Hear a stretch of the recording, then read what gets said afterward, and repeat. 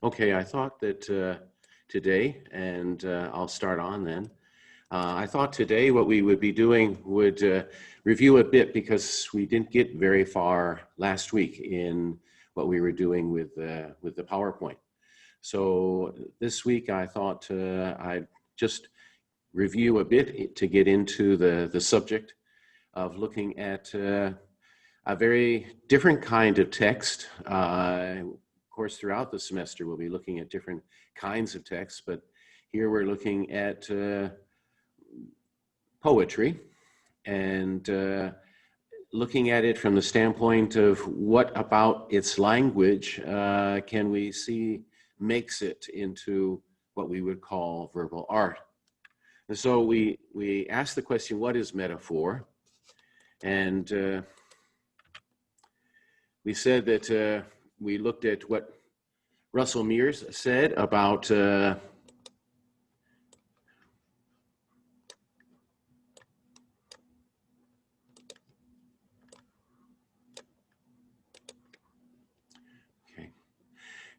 you'll excuse me sometimes if I seem to pause. It's getting used to a rather different setup than what I've been using, all right? And so if I pause, that's why I'm doing so. Russell Mears, you'll remember, outlined several points that related to metaphor. And you remember who is Russell Mears? He's emeritus professor of psychiatry. And my interest in his work is that he also was interested in language. Very, very interesting in his, not just in the sense of this book that I've been mentioning about poetry and so forth, but there's another aspect. He also, in terms of his kind of therapy that he uses, his techniques in dealing with people with depression, his method is based on conversation. So he's very interested in what he calls a picturing function.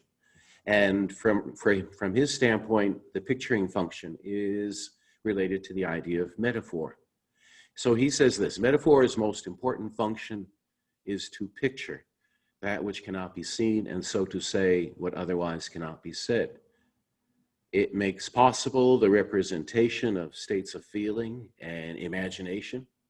Substance is given to an otherwise amorphous and fleeting reality. And that kind of reality, says, is at the heart of relationships that are unique to the human primate and central to the creation of culture. So this whole ability to make metaphor, this ability to picture, to be able to express, articulate something which would otherwise be difficult to put into words.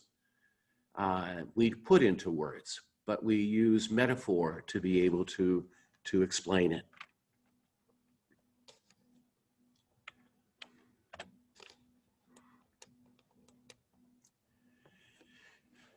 And I especially, and I mentioned this, I like his quote here: a metaphoric cinematic screen on which is portrayed a partially glimpsed personal reality.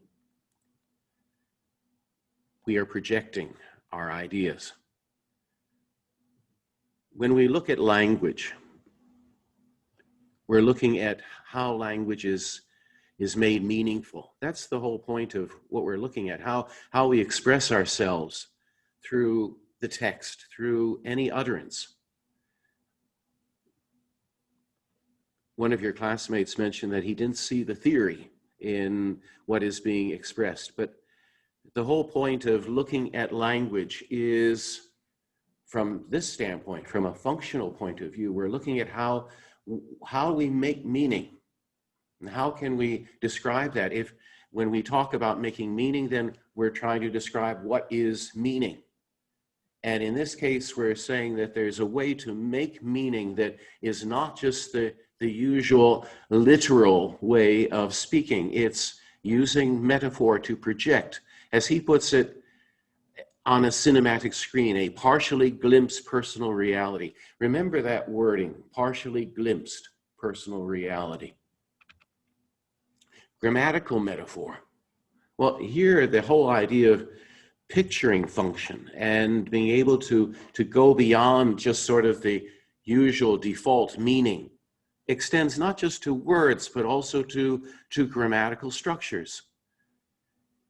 When we talk about grammatical structures, we usually have certain sort of alignments. We talk about things as represented by nouns, processes by verbs, and you can see the list here, relators as conjunctions. And so the point that is being made is that that is sort of the default way when you grow up. That's how you talk, and that's how people express themselves.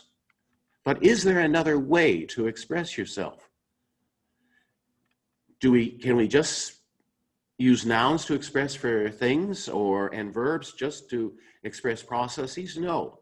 In fact, we can realign this whole idea here and take a process and turn it into a noun, and then it acquires the qualities of being a noun, and that is that nouns can represent things. So you've turned a process essentially into a thing. Now, this is very critical for the use of language. Grammatical metaphor then becomes a way to innovate in language. Innovating at the level of structure, not like we normally think of, and what we're usually, when you go to secondary school, you're taught about metaphor. It's this traditional idea that it's innovation at the level of words. But what we're saying is that's not restricted to that. And so we see this a lot in the language of science we mentioned. The solvent tends to be drawn through, this is describing a happening, it's using a verb, through the membrane into the solution, diluting it. And this whole idea then is turned into a noun, movement of the solvent across the membrane. You turn the happening into a something. And so you got the idea of grammatical metaphor. What are you doing?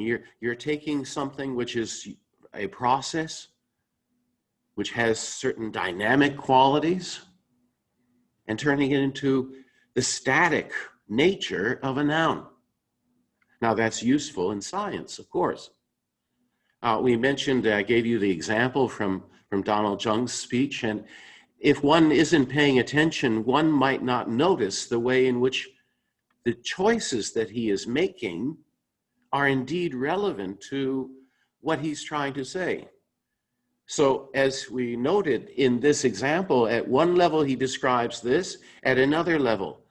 And is it just symmetrical? Is it just fair and balanced to the way he's presenting it? No. In fact, what he's doing is, in a way, taking the at another level and giving it a kind of substance, a kind of reality that at one level, when you can read that, that doesn't have. I hope you can see that, and you can read that. It's sort of a double punch in the sense that read is, again, just a process in your head, and can just expresses a sense of possibility. You can read that. But at another level, it is. There's no modality here. It's not qualified by any sense of modality. It may be, no, it doesn't say maybe reminder. No, there is no sense of possibility here. It is a certainty. It is. It exists. And he's turned this remind, instead of saying, and this is why I like this example, because you can so easily see how he could have said it differently. And if he did say it differently, it reminds us of the power of ideas that would have sort of left it on the same sort of level as you can read that, minus the modality. It reminds us, again, it's something just in your head.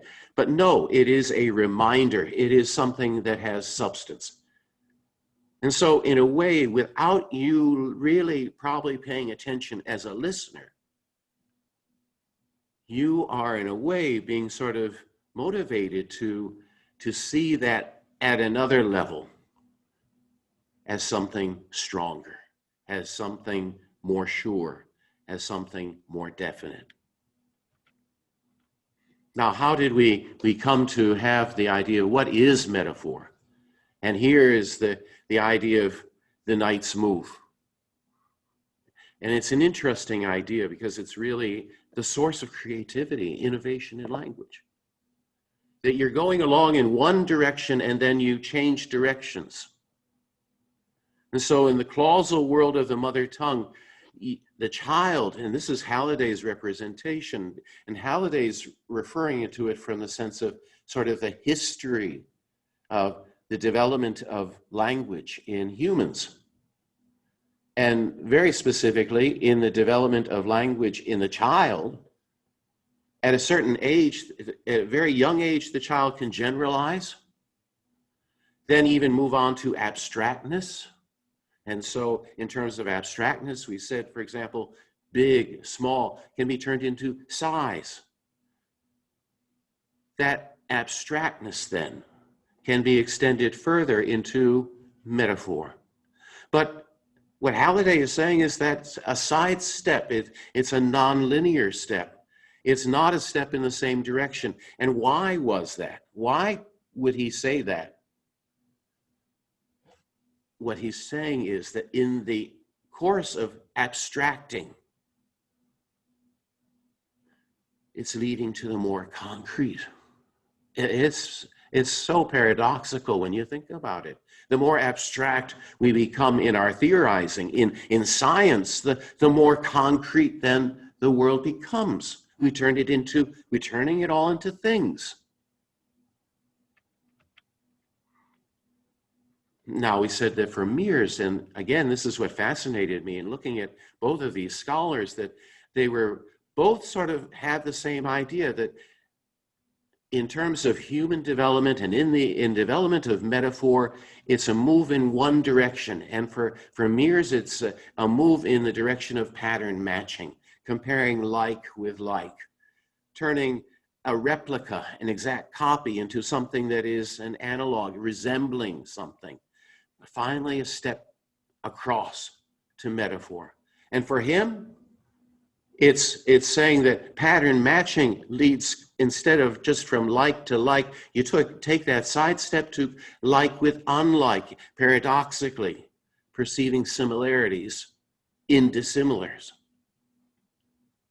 Now, what we're trying to explain then here is how we make metaphor. And what we're saying is that it is in a way, a unique human ability, this ability to picture, this ability to abstract until to the point that we make the world even more concrete. This ability to behave paradoxically is at the heart of our ability to not just make meaning, but to make metaphor. To be able to express what would otherwise be inexpressible. Now, this has really permeated the language. What we've seen in terms of, we say it's the language of science, but it isn't anymore. It's the way we write. And I don't care what discipline you are at the university, this is the way you write. You're shifting verbs and adjectives into nouns. Conjunctions are becoming verbs. And so they educated the girls, and then women acquired the vote. Educated girls becomes the education of girls. Women acquired the vote, the acquisition of the vote by women. You've turned two clauses that are describing events, and you're turning them into events as things, which now can be related by a verb. So what you've done is you've taken two clauses and turned them into one simple clause. You turned a clause complex into a simple clause, two nouns and a verb. And your clauses have been downward shifted to become simply like noun phrases. Halliday calls them groups. And these kinds of shifts, I mean, they have occurred so much in the language that the language has changed. The language has evolved to the point now where those shifts have become a grammatical drift. Or as David Butt puts it, a novel intensity creates a novel intensity. It's new. It becomes so frequent. It becomes so intense. It becomes the way we speak, the way we write. And so the shifts that we've been talking about, nouns to verbs, relators to verbs, verbs to nouns, those shifts have become adrift. We see then how the instances of language gradually become the nature of language itself. Now, when you look at this particular sort of schema, a way of looking at it, on the left you see meaning making. That's producing text. On the right you see meaning potential. This is the infinite ability of language, this meaning making potential. On the left, you have the instances of language, parole, as Saussure described it. And on the right, you have the system of language. You have langue. The point is, they are not two distinct things.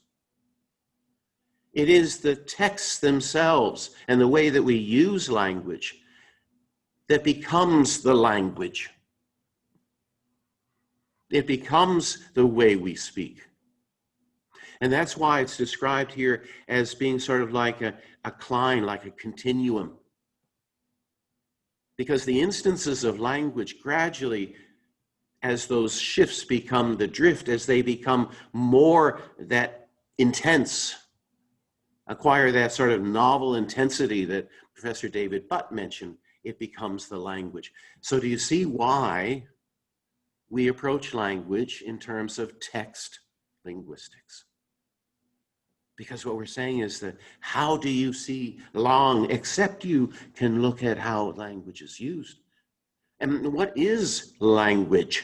What is the system of language? What is this meaning potential? You can only say what this meaning potential is through looking at how we make meaning in the text, because that is what is language.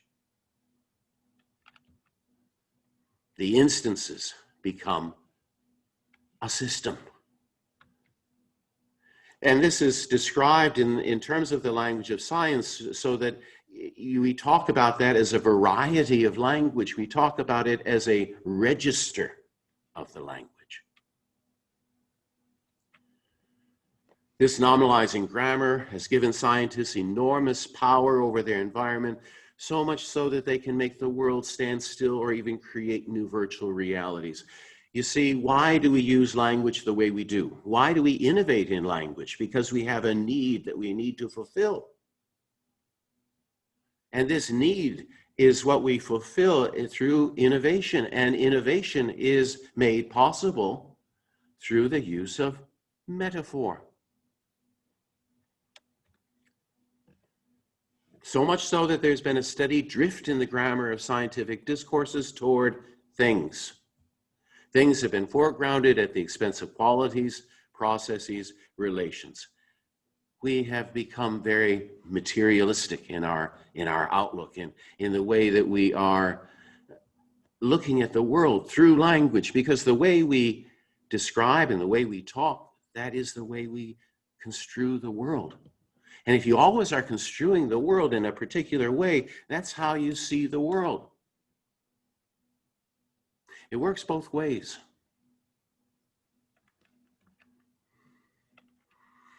So there's a particular significance, says Butt, in the probabilistic shifts in the lexicogrammatical system. That is the language of science. The shifts become the drift. That those instances become the system. We describe that system with a particular word to describe that variety, and that is, it is a register of the language. What is a register? It is a variety of language defined according to use. Dialects are varieties of language defined according to users, where they're from, their social class. Those are dialects. But here, We're talking about a variety of language that is defined according to its use. Now, we extended this and we said that what we're looking at is not just the language of science, and it isn't just related, this whole idea of being able to make metaphor isn't just related to language of science and the language of academia. Metaphor also enters into the whole idea of verbal art. And this is where we were getting to last week.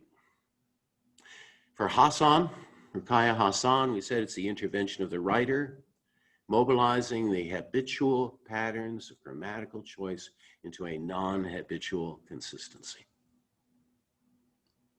It is the language of verbal art. It is the language of literature. And I mentioned to you the book that has been very influential in my own thinking on this subject, looking at it in terms of linguistics, language, and verbal art, and from Ruqayyah Hassan. 2 orders of meaning. When we're looking at language, then, what we're saying is that it's not just what you say, literal meaning. We said there's metaphorical meaning, yes. But how does that enter into, verbal art? So when we talk about sort of the first order of meaning, we've said that we use the label, Hassan uses the label, verbalization. It's what you hear. It's the nature of the idea that's being expressed. And verbalization involves semantics and lexicogrammar, phonology, speaking. But now, how do you turn that into a second order of meaning? How do you turn this into a deeper level of meaning? Hassan says it's through symbolic articulation. Unpack that phrase. What is that? Symbolic is metaphorical. Metaphors are symbols. Articulation, something you're articulating, you're expressing. So how do you articulate the metaphor? How do you articulate the symbols in language? How do you turn the signs of language into something that has a deeper meaning? Symbolic articulation. What is that? That is essentially, Hassan describes it as foregrounding. Foregrounding. David Butt puts it this way. He says, mobilizing the habitual patterns of grammatical choice into a non-habitual consistency. Now, we will see that picture today when we look at a few examples of poetry. Taking the way we use language, that's what mobilizing the habitual patterns of grammatical choice. Typically, how do you use language? And how do you do so in a way that stands out? It is a non-habitual consistency. It is a way of using language that beyond what we would normally, it is a patterning, and that's what consistency is. It's a pattern that becomes unusual in a way because it is so consistently used. Now, the whole point of all this, why we have symbolic articulation, why there is foregrounding. Foregrounding, we are saying, is a kind of symbolic articulation. The whole point of it is to produce a theme. Theme, in the sense that Hassan is describing it, is in a very literary sense. It is, as she defines it, a hypothesis about some aspect of the life of social man.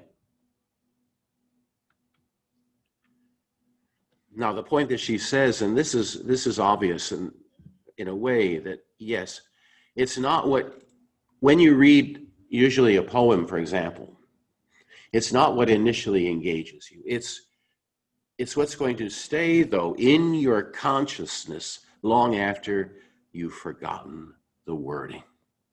Long after you've forgotten the verbalization and how it's been verbalized, what will stick with you is this theme, this hypothesis about some aspect of the life of social man. Whose hypothesis? The hypothesis of the person crafting that literature, whether it's a poem or it's a drama or whatever.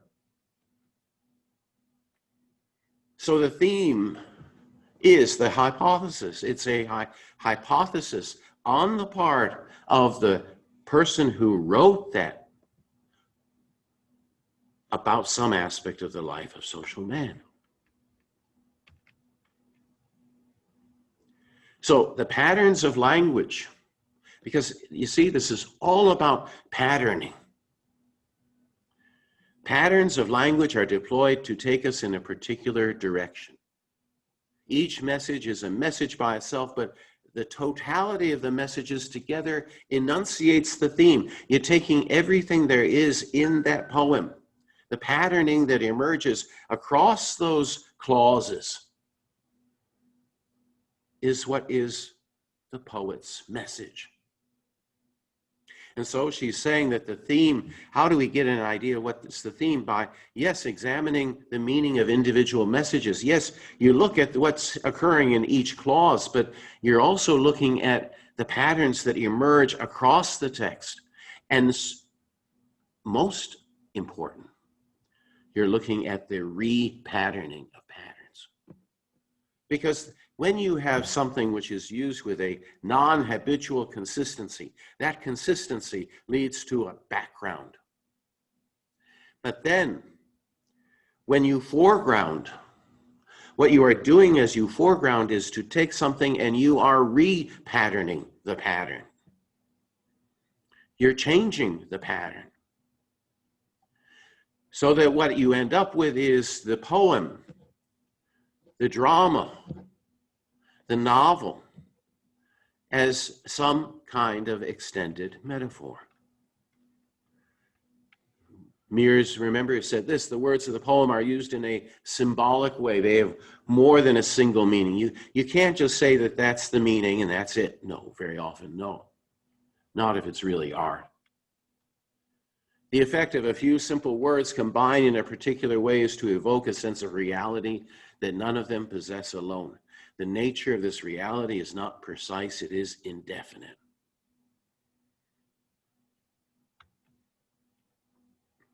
A metaphoric cinematic screen, which has portrayed a partially glimpsed personal reality. What is that partially glimpsed personal reality? That is the poet, the dramatist, the novelist's theory, their hypothesis about some aspect of the life of social man. And how are they putting it across to you? It's like on a metaphoric cinematic screen. And that metaphoric cinematic screen is the poem, is that work of verbal art.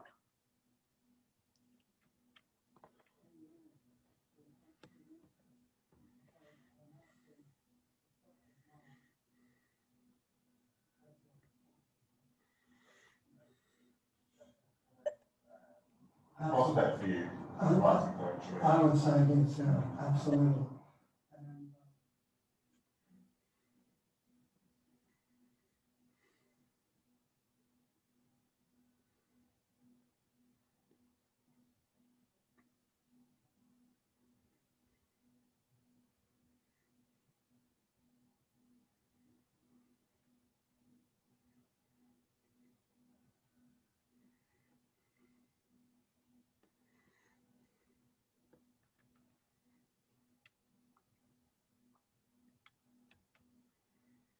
And Hassan also talked about the sociotherapeutic function, the study, the reading of literature. The whole point of verbal art, it has a message. Hassan puts it this way: to make the readers more human than they were before they came to read that literature. To really change people's perspective on things. That's what the poet is attempting to do. And how is the poet doing that? How does the poet accomplish that? It's more than just the literal meaning that you get when you read that poem or read that novel. It's not just the story. There's something else there. So how do you discover it? How do you find it?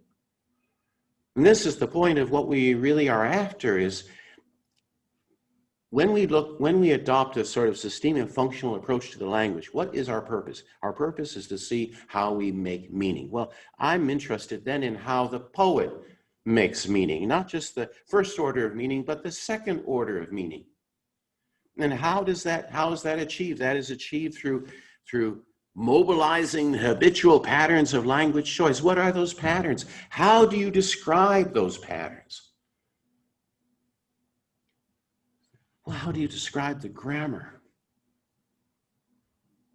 And that's the whole point of why we looked at initially meaning as ideational, interpersonal, textual. If you say, where's the theory? That's where the theory is. It's in the describing of language in terms of looking at meaning, and meaning in terms of the metafunctions. It is that metafunctional principle. And then how is ideational meaning realized? Through the grammar, we said. Well, how is that achieved? Through the choice of process, participant, circumstance. How is interpersonal meaning achieved? Mood, modality. How is textual meaning achieved? Through what Halliday calls theme, different here than what Hassan is saying by theme, and the information structure. Those choices that you are making for how you realize language create the patterns, and those patterns are what then takes on sort of this, in the language of science, a particular novel intensity that becomes so frequent. Or in the language of verbal art, you take those patterns, you create a pattern through a non-habitual consistency, through a consistency that isn't normal.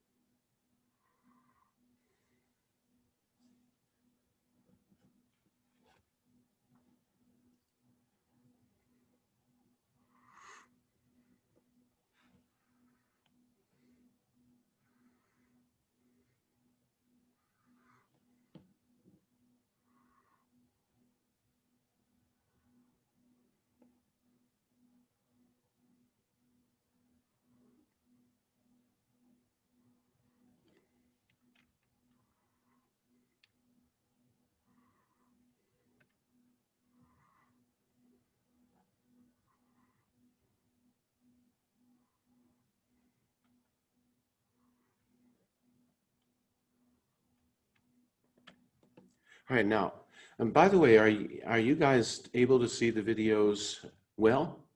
How's the quality of them? Can someone just mention on chat, how's the quality of the videos?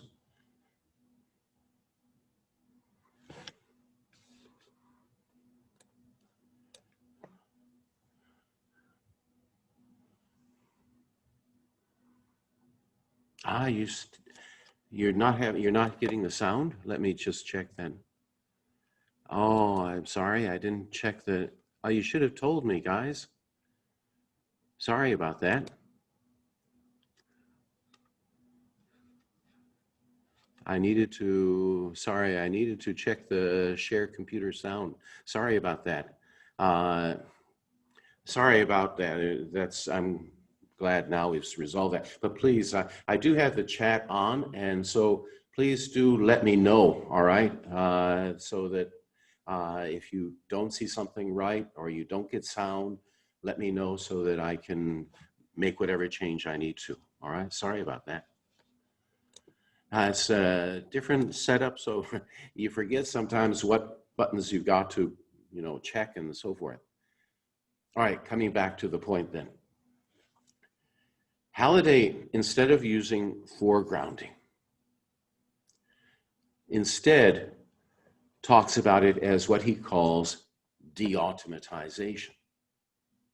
And this is a term from, it's Mukarovsky. This is the Prague School of Linguistics. There's a great influence in terms of when we talk about functional linguistics. One of the great motivators of functional linguistics was what we call the Prague School of Linguistics. One of these from that Prague school, who was very influential in looking at functional approach and applied to literature, was Mukarovsky. And Mukarovsky used a term, de-automatization. Halliday, in fact, prefers this word, since what he feels, I'll quote him, since what is in question is not simply prominence. He's saying it's not simply foregrounding, but rather, he says, the partial freeing of the lower level systems from the control of the semantics so that they become domains of choice in their own right. What does that mean? One way to put it would be that to de-automatize means to try to interpret the grammar in terms that go beyond its direct realizational function. In other words, applying a kind of meaning, separating. You remember how Halliday pictures grammatical metaphor, sort of detaching the semantics from the grammar, from the wording, right? Remember how he says it's sort of decoupled and recoupled in a different way. And that is what he means by de-automatization. What's automatization? It's sort of the default. And what you're doing is not the default, not the usual, not the expected, not the congruent, the incongruent.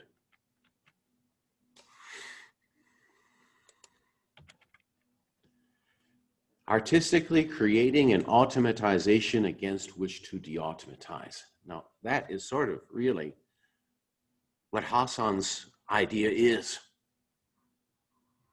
Essentially, this is also what she would call foregrounding. Creating a background and automatization, creating it. Creating sort of something which is taking the way we use language, using it with a non-habitual consistency, so it becomes the automatic, and then against which the poet turns it around and breaks the pattern. And in breaking the pattern, what happens? Your attention is caught.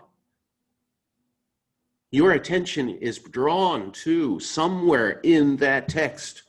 Where lies the message the poet, the dramatist, is conveying? You create a pattern in order to break the pattern. So the question comes then, when is it art? On the one hand, an artistically intentional act of de-automatization or foregrounding. When is it there? When is it artistic? When is that, creating sort of a background against which you foreground? When is it artistic? How does one distinguish between an artistically intentional act of de-automatization or foregrounding, and on the other hand, the occurrence of a particular linguistic phenomena whose prominence, though perhaps statistically demonstrable, nevertheless is not part of the craft? It doesn't contribute to the overall meaning of the work of art. In other words, you find something statistically, you can demonstrate it, you can count it, but it has nothing whatsoever to do with what the artist is trying to convey. So how do you distinguish what's art and what's just sort of happens? Two things.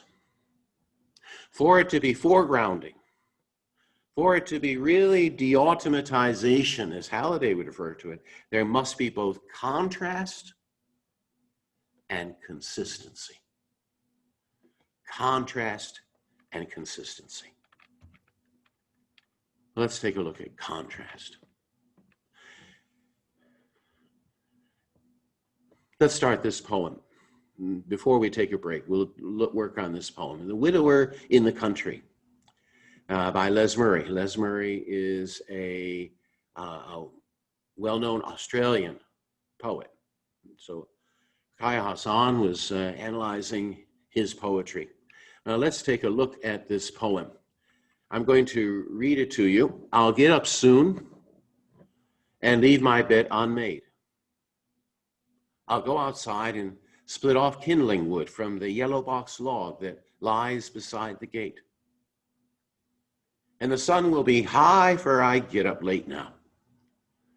I'll drive my axe in the log and come back in with my armful of wood and pause to look across the Christmas paddocks aching in the heat, the windless trees, the nettles in the yard, and then I'll go in, boil water, and make tea. This afternoon, I'll stand out on the hill and watch my house away below and how the roof reflects the sun and makes my eyes water and close on bright web vision smeared on the dark of my thoughts to dance and fade away. Then the sun will move on and I will simply watch or work or sleep, and evening will draw in. Coming on dark, I'll go home, light the lamp, eat my corned beef supper, sitting there at the head of the table. I'll go to bed. Last night, I thought I dreamed. But when I woke, the screaming was only a possum skiing down the iron roof on little moonlit claws.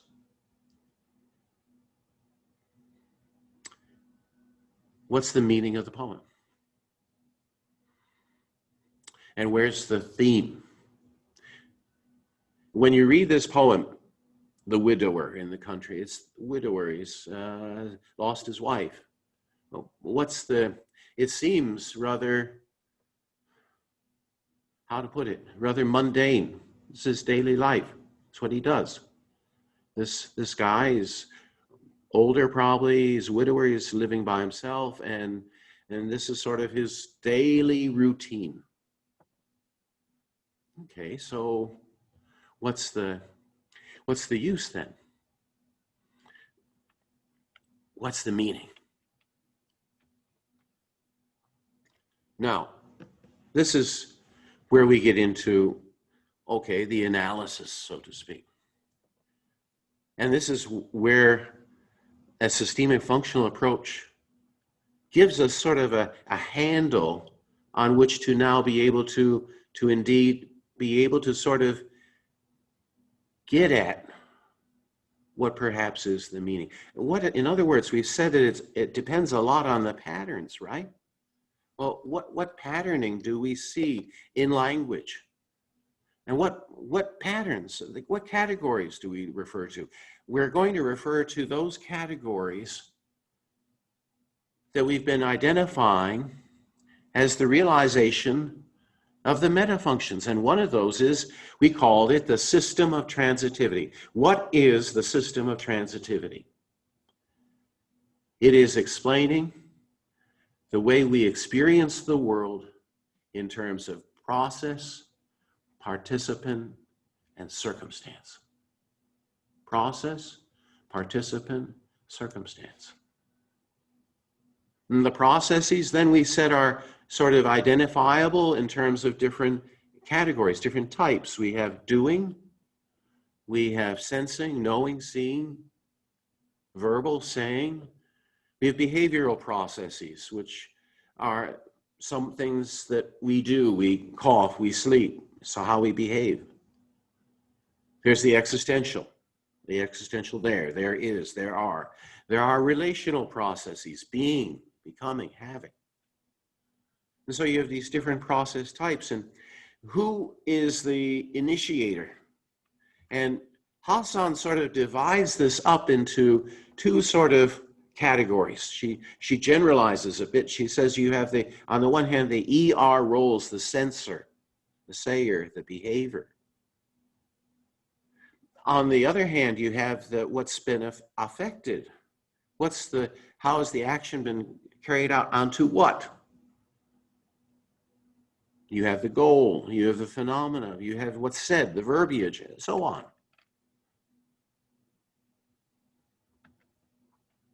All right, now take a look at this poem. Now, okay, let's do some sort of quantifying, counting. And I'm going to ask in terms of, for example, at the top is the top row here, we have the ER roles. When is it an actor? And if it's an actor, that means it's doing, right? If it is the sensor, that means it's sensing process. A behavior, then it's behavioral.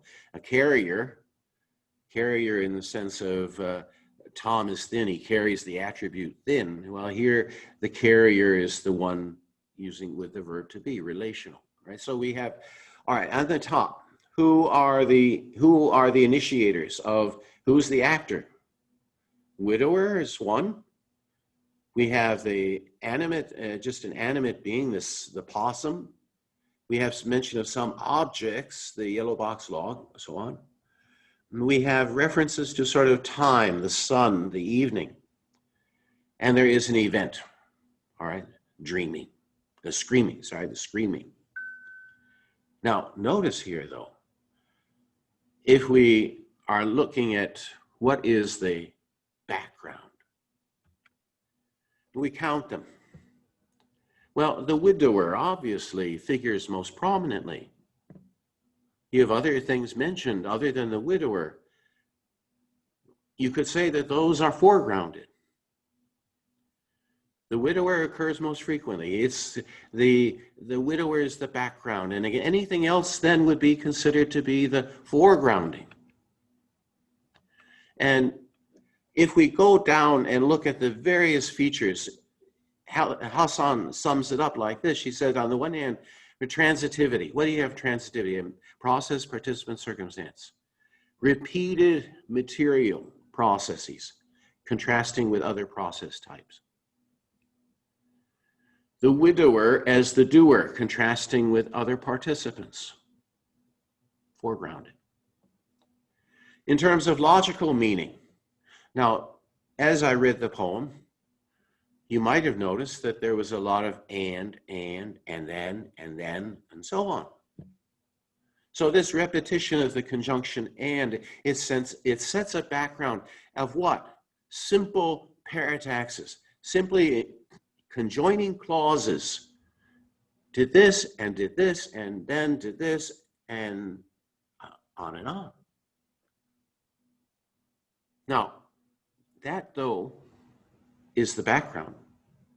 But then you do have some complex clauses that, in fact, some sentences that combine parataxis, hypotaxis, and rank shifting, all three, all together in the same sentence.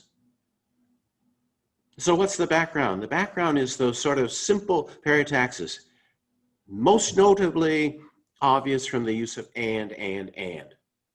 But then when you have other conjunctions, when you have parataxis, hypotaxis, and rank shifting, that's the foregrounding. What tense was used throughout the poem? I'll do this, I'll do that, I will, it's future. What other tenses do occur? Well, very noticeably, there was past tense at the end, right? That's foregrounded. Theme. Now, this is theme in the usual Hallidayan sense, all right? What occurs first? The widower is typically theme, I, and what was else used as theme choices? All right, so you have sort of the potential for foregrounding in terms of ideational meaning, transitivity, and logical. You have in terms of tense, in terms of textually, in terms of theme.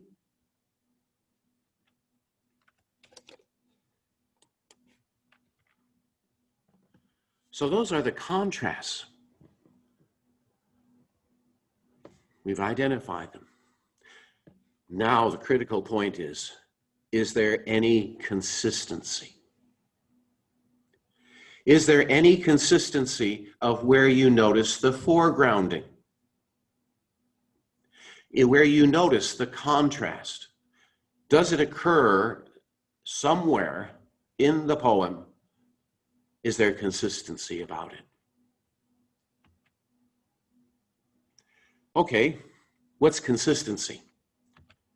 On the one hand, the manner in which David Butt, again, Professor David Butt, now he's done a lot of work in this area because he, in fact, was a student of Professor Ruqaiya Hasan. The manner in which an ensemble of features take the reader toward the same general kind of meaning. Okay, so there's sort of a drift. There's a drift in the sense of, I'll do this, I'll do that. That's sort of the consistency in terms of the background. And some significant point in the organization of the text as unity. Is there some points, some, what should I say, locations in the text where the reader is trying to draw your attention to there? Consistency of choices across strata weaves what Butt calls the poem's existential fabric. When we talk about across strata, we mean meaning and grammar and phonology, consistency of choices, consistency of where this deautomatization, where this foregrounding takes place. This is what Butt calls the poem's existential fabric. Now, where in the poem do we notice that there is a consistent foregrounding? In that first part, we notice both logical and in terms of process, that means in terms of the participant too, in terms of theme. All three occur where in that first part? With my armful of wood and pause to look across the Christmas paddocks aching in the heat. Now, consistently, those contrasts are all being brought there. Aching. In the next part, again, the consistency draws you to this part of the poem, drawing you here. The roof reflects the sun and makes my eyes water and close. Tears, those are tears on bright web visions smeared on the dark of my thoughts to dance and fade away. The dark of my thoughts. This is darkness. This is tears. Aching. You feel his pain. You're being drawn to where it mentions his pain. Last night, I thought I dreamed, but when I woke, the screaming. Who's screaming? He's asleep. Who's screaming? Here, he supposes, only a possum skiing down the iron roof on little moonlit claws. Aching, tears, dark, screaming. What has the poet been doing? The poet has been trying to draw your attention to where there is pain, where there is the darkness, where there is the screaming. That's what the poet has been drawing you toward by setting up a background, something automatic. Oh, I'll do this and I'll do that. And then breaking it at specific points, locations in the poem to try to draw your attention to there. Hasan says this on one level. The poem is a realistic picture of personal bereavement and the meaning of bereavement. On another deeper level, the poem deals with the centrality of human relations for the preservation of a sense of humanity. Centrality of human relations. You need people. Can't be alone. Our humanity is tied to our existence with each other.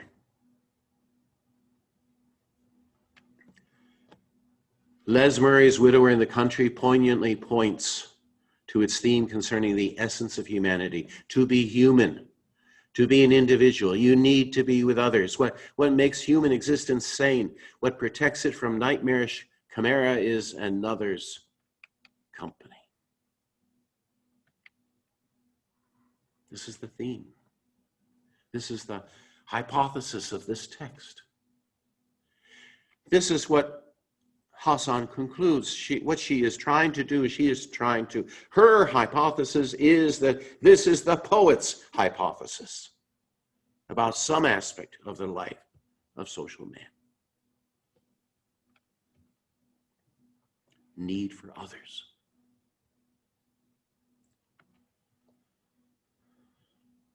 For Hassan, it is the intervention of the writer in mobilizing the habitual patterns of grammatical choice into a non-habitual consistency. It's a matter of contrast, background, foreground, but also consistency, pointing you to what it is that the poet is trying to convey.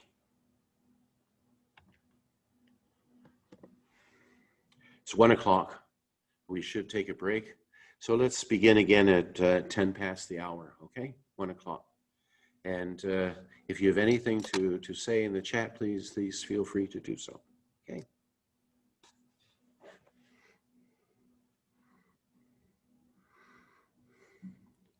Okay, let's continue.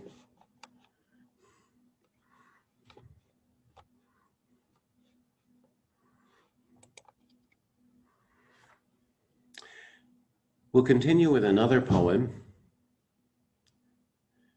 by an American poet, The Road Not Taken. Let's listen to the poem read by the poet. Two roads diverged in a yellow wood, and sorry I could not travel both. And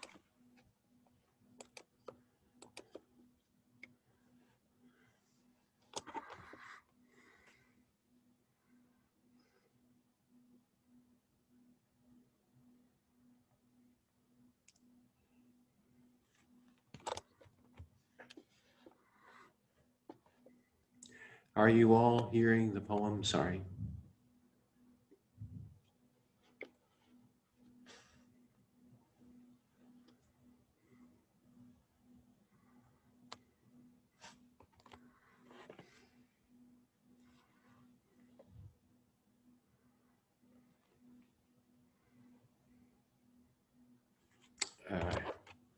Just a moment. Let me pause it then. See what's be one traveler. Long I stood and looked down one as far as I.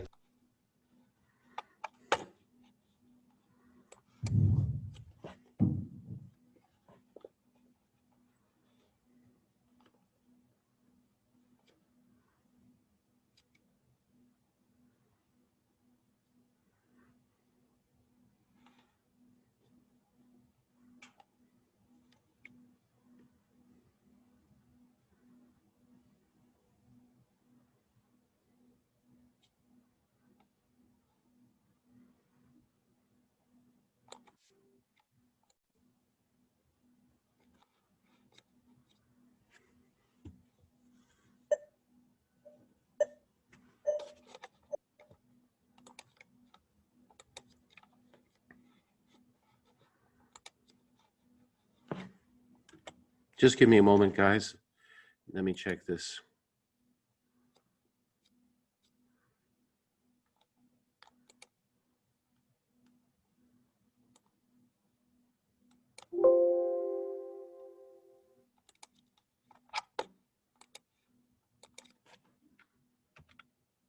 Two roads diverged in a yellow wood, and sorry I could not travel both and be one traveler. Long I stood and looked down one as far as I could to where it bent in the undergrowth, then took the other as just as fair, and having perhaps the better claim because it was grassy and wanted wear. Though as for that, the passing there had worn them really about the same, and both that morning equally lay in leaves no step had trodden black. Oh, I kept the first for another day, yet knowing how way leads on to way, I doubted if I should ever come back. I shall be telling this with a sigh somewhere ages and ages hence. Two roads diverged in a wood, and I took the one less traveled by, and that has made all the difference. Okay, just a moment.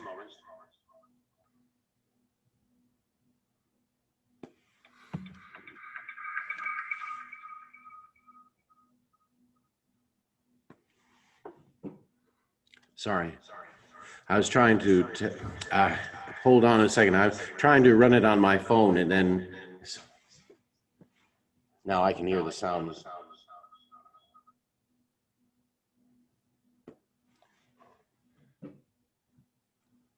Okay. Sorry, I was testing it on my phone to see what you guys were seeing and try to see if I could find out the sound. Okay, glad everyone's got the sound now. Glad you heard the poem. Sorry for the distraction. Now, what's the poem mean? What's the poem about? How are you going to approach it? How would you, as a linguist, approach this particular poem? Well, let's see what Hassan says this. My aim, she says, is to carry out an analysis of this poem using the tools of linguistics, and then to assess the nature of the finding. Practically, I shall be concerned with what light such an analysis throws on the nature of language in literature. Okay, so carrying out an analysis, the tools of linguistics. What tools are we talking about? How do we discover the patterns? We're looking at those aspects of the grammar that we have been identifying as related to ideational, interpersonal, and textual meaning. Hassan continues, it is an automatic fact that almost any text can be described from different points of view. Each such point of view contributes to our understanding of the nature of that text. Literature is no exception to this rule. Rather, if anything, the variety of points of view is perhaps much greater. All right, so there can be different points of view about what the poem means. Yes, that's what makes it poetry. All right. She continues, for instance, it is quite possible that if we examine Frost's personal life or his personal philosophy, this would relate in some way to the understanding of this poem that I'm going to talk about today. Equally, if the poem can be seen as a document in the context of Western culture of the 20th century, this may add a depth to it as a document reflecting a social phenomena. In other words, she's saying, yes, you could look at it from the standpoint of the personal life of and biography of the person who wrote it, their influences. You can look at it in the context of the culture within which that poet lived and wrote. All these points of view, all these different routes of focus on a literary text are both valid and important. However, there's never enough time to carry out an exhaustive analysis of any text, be it literature or not, from all possible points of view. I have therefore chosen to do what I'm perhaps better qualified to do, namely to examine the language. And that's what we're going to do too. We're not saying that you can't learn a great deal from understanding who the poet was and the culture within which that poet wrote.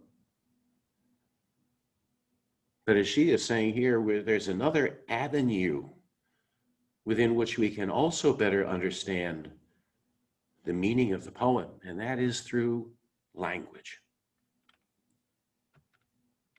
In my analysis, she says, I shall be concerned mainly with the level of meaning and wording. I shall make no significant remarks about the phonological patterns, not because they are unimportant or in some sense secondary, but because even the exhaustive linguistic analysis of a poem requires several days, not just a couple of hours. All right, so theme. What is the theme of this particular poem? And by theme, we mean what was the hypothesis about some aspect of the life of social man that Robert Frost was expressing, articulating through this poem. Now, another addition to our NewsHour bookshelf. We look at a new take on a long-admired American poem. Arts correspondent Jeffrey Brown has that. Two roads diverged in a yellowed wood, and sorry I could not travel both and be one traveler, long I stood. The first lines of one of the best-known American poems by one of the nation's best-loved poets, Robert Frost. It's called The Road Not Taken, and that's the title of a new book that calls it the poem everyone loves and almost everyone gets wrong. Author David Orr is poetry columnist for the New York Times, Book Review, and joins us now. Welcome to you. So it's read as a kind of pay on to individualism. Absolutely, absolutely. And that's why you see it in so many graduation speeches. That's why you see it in commercials. I mean, there's no company in the world that would put the poem up as part of their commercial if they knew what the poem is more likely to mean. Which is what? Which is what? What does the poem mean? Now, that guy who was being interviewed was saying that we've all gotten it wrong. We all have the wrong idea about what it means and what the poem stands for. Hassan says this. She says, Frost's The Road Not Taken, read with an understanding of its deepest message, will leave an impression of the theme. And that is the immutability of human choice. Made lightly because through the thick curtain of the present, it appeared less than momentous. The realization comes too late that the lightly made choice has made all the difference. But you see, the point Hassan is making is, what does the poem mean? It will mean different things to different people. And none of us can really say that we have, unless the poet himself or herself has said so, none of us can really say that is what the poem means. We can only sort of, in a real way, make up a hypothesis about what we believe to be the theme, the hypothesis of the writer, their hypothesis about some aspect of the life of social man. And so we draw out a hypothesis. Now, her hypothesis was the immutability of human choice. And the idea being that we then work through that particular hypothesis and we attempt to see whether the language, our analysis of the language, supports our hypothesis. It's a rather scientific way of looking at it, right? Because what you're saying is you draw up a hypothesis and you test it and you either confirm it or say that it's false. And in this case, what we're saying is, what does the language tell us that gives us an idea about what the poem means? So, in fact, what was she saying? Hassan is saying it deals with the immutability, the unchangeability of human choice. Now, this is how she approached it. What she suggests was, in fact, another way to look at processes and the roles that one fulfills with those processes. For example, she's saying that an actor with a goal, well, let's just say John kicked the ball. That actor with a goal, that's quite dynamic. That's, you can see the action, very dynamic. Now, at the very far end is the goal, all right? John kicked the ball. The ball is not dynamic at all. The ball has been kicked, all right? But it's not carrying out the action in any way. So what is the role, the participant role, and how dynamic is the personal, the role that is played? Dynamic versus non-dynamic. And in this particular poem, we notice these particular instances of where you have an actor with a goal, took the other, all right, to take, make a choice. The actor as medium, in other words, one single actor, all right, nothing, no action carried out on something. Two roads diverged. A sayer without an addressee, I'll be telling this, not saying who it is being told to. The censor, I doubted, and a carrier with some attribute. It was grassy. And so what she's saying is, if you go through the poem and you're looking at it from this sort of, again, it's a theoretical perspective that you are imposing on the language, and you're interpreting it to say that some actions carried out by participants are more dynamic than others.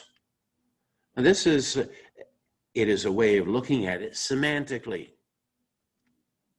Now, if you take a look then at the poem and go through the poem, and what we're looking at is, and I've colored each of these to coincide with how it is placed on her cline of dynamic versus non-dynamic. We see that where is the actor, the dynamic actor with a goal? Where is the actor without any sort of goal, without anything being, the action being extended to anything?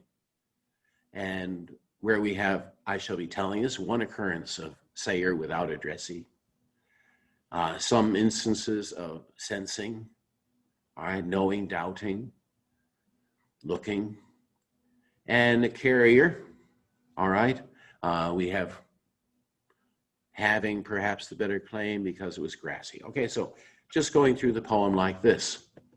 Now, what can we identify then as sort of a pattern that emerges from this? Okay, take I then. I is a very central participant in this poem. And we have the actor, I is the actor. Travel, stand, come back. Two instances, well, three if you count took twice. But then we have I as a censor, the behavior, the sayer, the carrier, and so forth. Now, if we go through and take a look at this, Hassan came to this conclusion. The non-dynamic nature of the protagonist. The only dynamic action that the protagonist makes is taking the road, the choice. The only dynamic aspect of this in terms of I, first person, is making that choice to take which road. What about the road? Well, the road is also not very dynamic. And again, she points out the roads themselves exercise no effect. They simply are. They are the medium. They are not the agent, all right? And so she comes to this conclusion. She says that the universe that is being set up by this poem, the world in which this is taking place, is one in which a dynamic role does not appear to be assigned either the I of the poem or the roads. Both appear equally incapable of affecting the world around them. They're not taking any really actions. The only one action that was taken was the choice to take which road. Now, you have other participants, though, as well. But even in the case of the others, they are anonymous, not linked to any particular actor. Notice here, though, as for that, the passing there, the passing had worn the road really about the same. Not participants. There's no participants being mentioned here. You turned a verb into a noun, the passing. So there is no real other. And both that morning equally lay in leaves, no step had trodden black. The actions that are what we could call dynamic have no real actor. They've been turned into nouns. They're not even really verbs. The passing, no step. So a kind of grammatical metaphor in order to make sure that there is no other distinctive actor within this poem, and that the only then action that is carried out within the poem is the choice to take which road. That is obviously foregrounded. The environment then is influenced by anonymous, faceless beings. The only effectual thing is the anonymous, timeless passing steps, both expressed as nouns.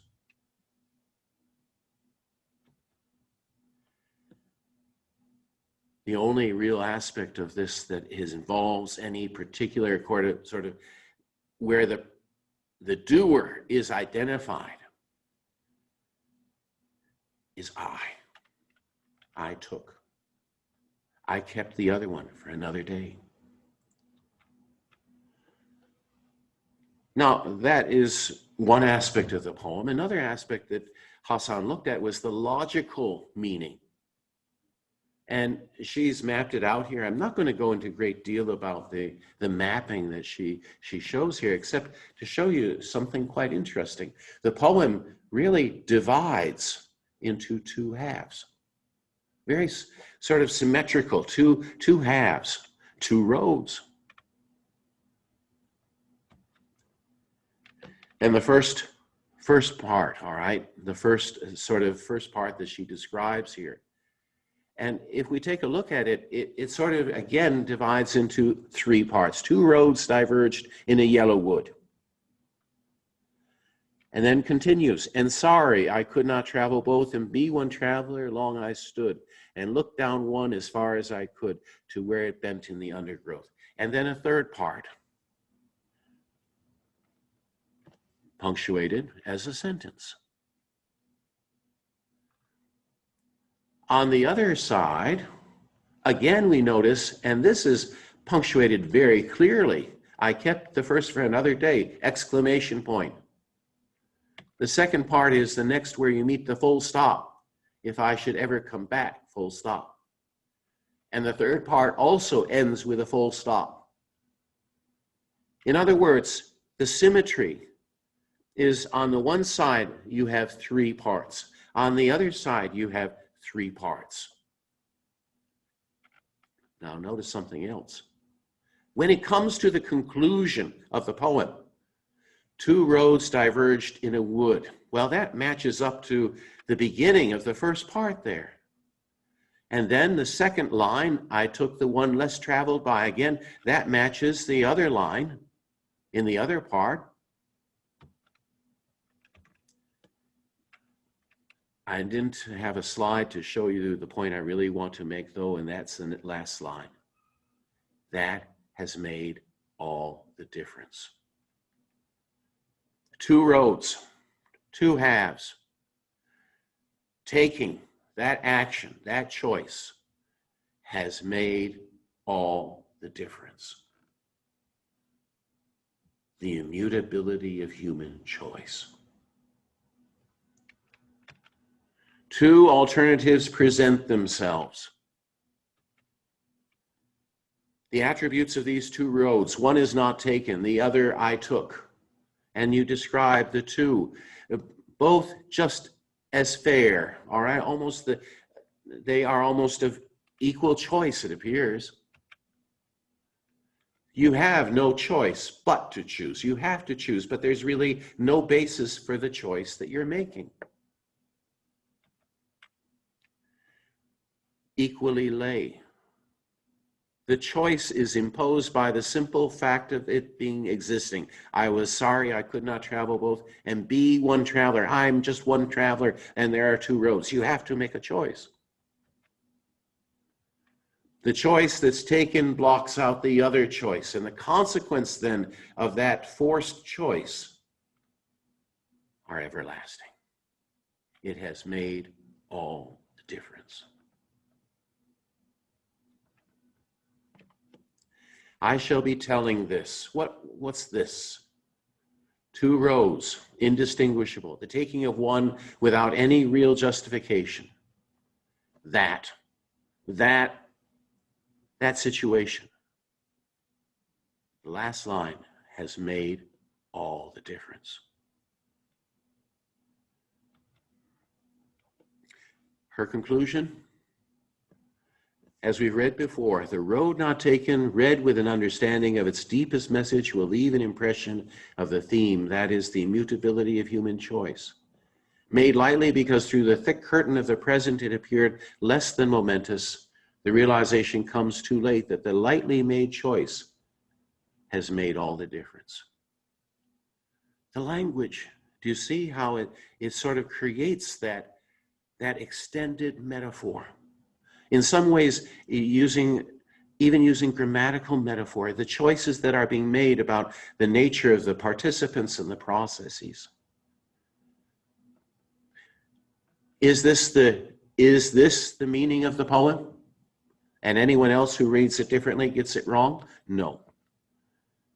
But what Hassan is saying, this is how we should look at literature, though. Look at it from the standpoint of what is it that the artist is trying to say, and then look at the language to see how it sort of draws us to conclude one way or another. Does the language support our theory about the text? A literary artifact is an extended metaphor. The work of art, an extended metaphor. Now, I'd like to look at the work of another poet. You see, I read Hassan's book, Linguistics, Language, and Verbal Art, and I was very much influenced by it. And what really struck me especially was her analysis of the widower. And that poem, the way we could see how language, yes, the patterning in language and repatterning in language, the foregrounding, the contrast and the consistency did add up to moving us to look at it in a particular way. And that made me want to try to do that too, and look at the poems. And in this case, I was familiar with this poet, Edwin Tumbu, because before I came to Hong Kong, and this is long time ago, when I came, I had been, before that, in Singapore. I was teaching at the National University of Singapore, and Edwin Tumbu was the dean of the school, the Faculty of Arts and Social Sciences. He was also the head of the Department of English Language and Literature. And he is known to be people refer to him as the father of English language poetry in Singapore.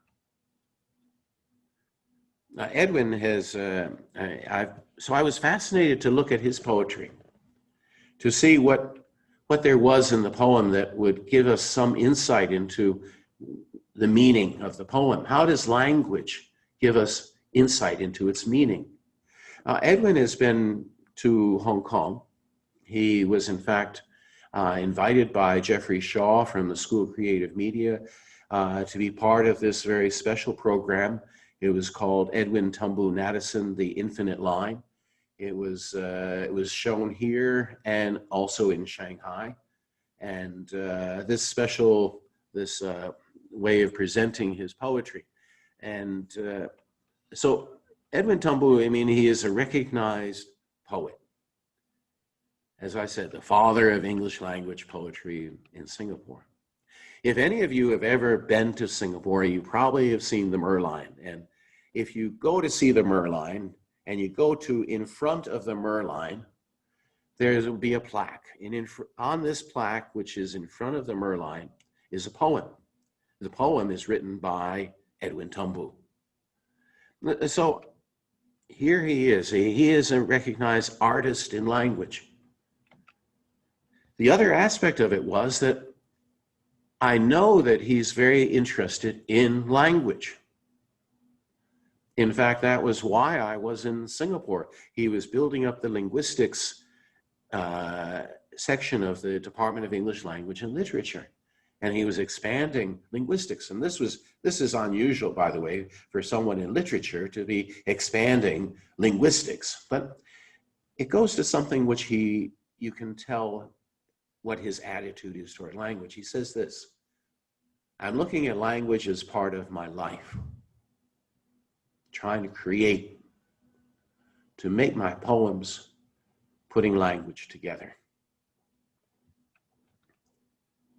Technique, he says, is all about poetry in the making, the chiseling of language, the rearranging of language, the sound, the rhythm, the tautness, the layering. So he's a poet that's very much aware of language. So then it makes a great deal of sense to look at his poetry. And the first poem that I began to take a look at, this is the first poem that I analyzed of his. And here again, I'm influenced by what Hassan did with looking at the poetry, especially the poem that we looked at before. And I was interested to take a look. And so if this is the poem, what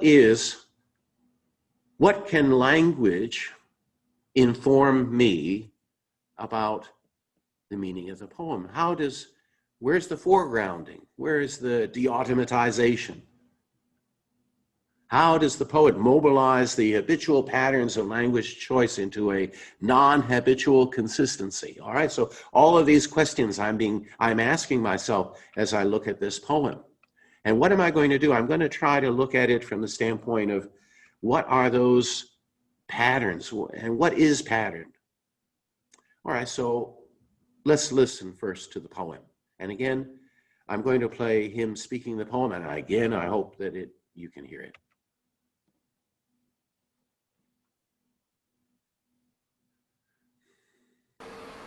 Gods can die.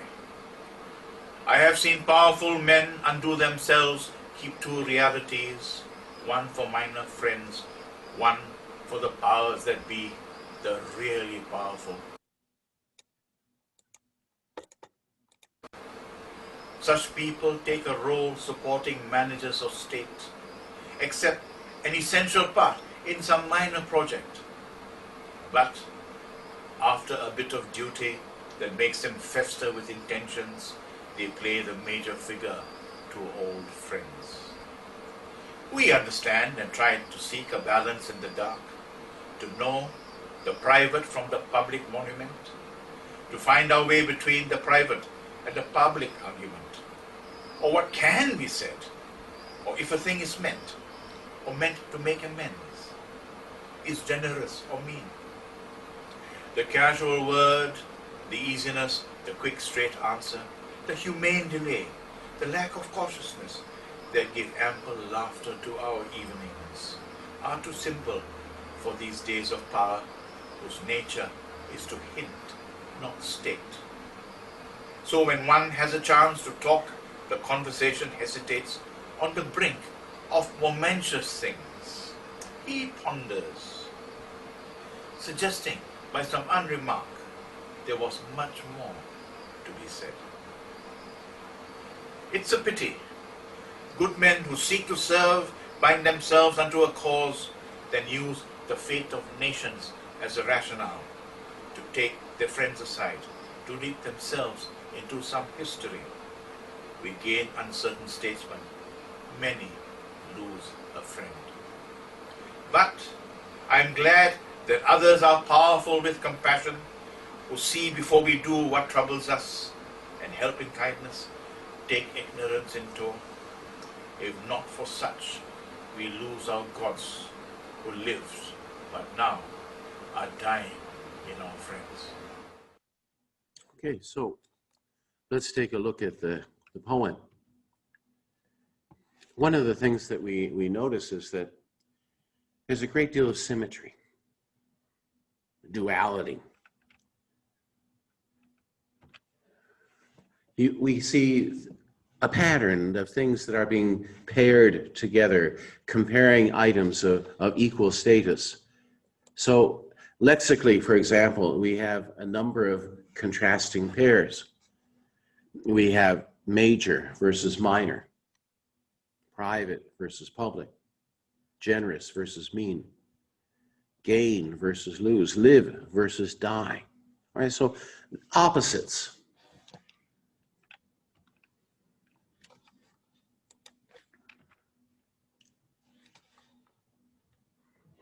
There is a sense of duality then between truth and falsehood, good and evil, life and death. And so this is reinforced linguistically in terms of language, in terms of the logical structuring of clauses, symmetry, but also lexically. We have apposition. That's when two nouns are together, both mean the same thing. Opposition, two nouns, obviously, that are different in meaning, major versus minor, private, public, and so forth. We see a lot of addition, a lot of negation, a lot of alternation. The pairing is not just lexically, it's also grammatically. Powerful men undo themselves. Good men bind themselves. The relaxed spirit of our evenings is contrasted with these days of power. Undo, bind, evening, day. All right, so there's this idea of symmetry. There's this duality. There's pairs. You're comparing things. But at the same time, against that background of everything being sort of symmetrical and things in twos, there also exists an undercurrent maybe of confusion, of contradiction. Because there's this question, can gods die? Now, when he elaborated on the title of the poem, Why Gods Can Die, Tumbu said this. He explained that the term gods refers to our humanistic impulses, the goodness in man. And he goes on to say, I believe that ultimately man makes and unmakes his destiny depending on which side of him prevails. So if I go through and I look at it from the standpoint of who are the initiators, who's in the ER role, I look at, for example, we, and I notice that it's understand, seek, know, find. Do is even a substitute for seek. There's only a pair there that stands out. They're all rather mental, except gain versus lose. Again, you're looking for what stands out. Powerful men. Undo, keep, take, accept, play. Now, fester stands out there. What's fester? When you have a sore and infection and all the pus starts coming out, right? That's festering. That's, quite negative connotation there. The point being that there are we notice certain alignments in terms of we are not the active doers.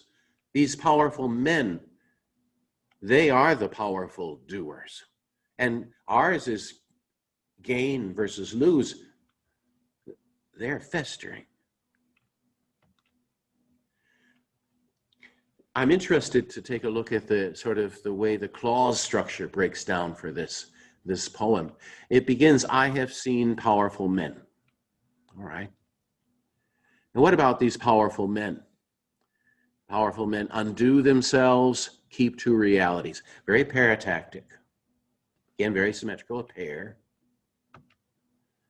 Powerful men keep two realities. Again, another pair, one for minor friends, one for the powers that be. Notice we have level upon level upon level parataxis. The powers that be, the really powerful. That's what we call apposition. Right, so we have level upon level of this very paratactic structure. And again, the next one is all likewise. Such people take a role supporting managers of state. Two things they do. They take a role and they accept an essential part in some minor project. Again, paratactic. Again, coinciding with this sort of symmetry, this duality that we have sort of two sides to us.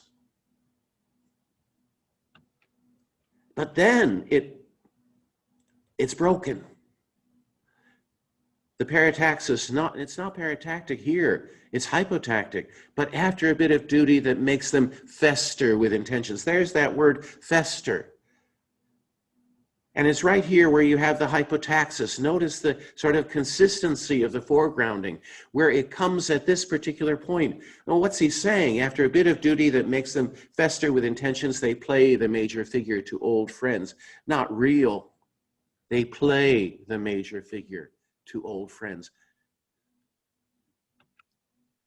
Again, we notice in the next part here, again, we understand and try to seek a balance in the dark, to know the private from the public monument, to find our way. Again, another level of parataxis.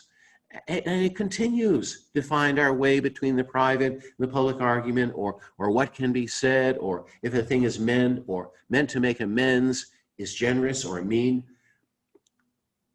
Highly paratactic, that duality. And then there's just a list of things, casual word, the easiness, the quick, straight answer. And then the hypotaxis.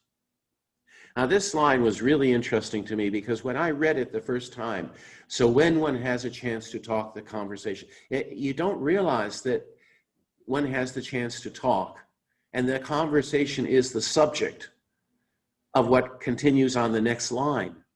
So when you reach that particular point, so when one has a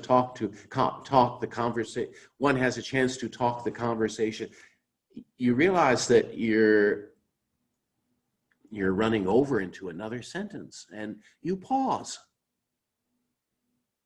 The poet actually is making you do exactly what he is saying this friend does. So when one has a chance to talk, the conversation hesitates. And the poet makes you hesitate at that point. And it's, again, hypotactic. He ponders, suggesting by some unremark, there was much more to be said.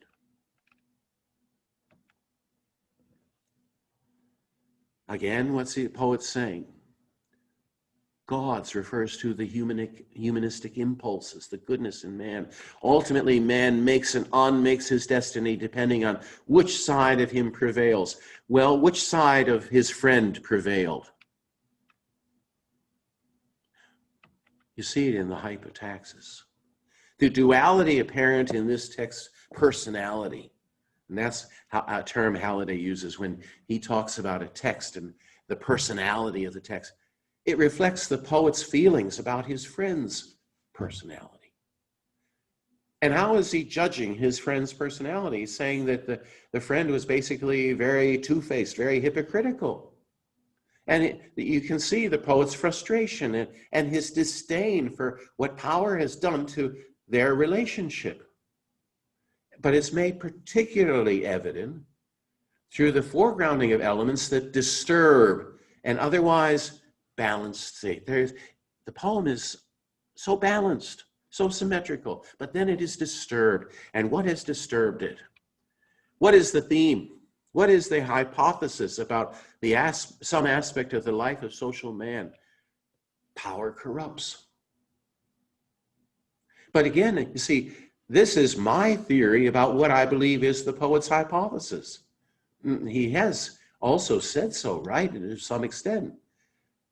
but you see it reinforced through the language. The language itself is giving indication. That is really verbal art. That is where the poet is using language itself. The contrast and the consistency, the foregrounding, the de-automatization, to be able to move you, maybe without you even knowing it, to a particular conclusion. It's about 5 to the hour now, so we'll take a break. And when we come back, we'll talk about another poem of Edwin Tumbu's. And this poem, entitled David. And what's interesting about this poem is that he dedicated the poem to me. And so I was very curious to find out what there was in this poem. Why this poem for me? So when you come back, then we'll talk about what I believe the language shows us about what is the metaphor for me. Okay? See you in about 10 minutes, about 5 past the hour, please. All right.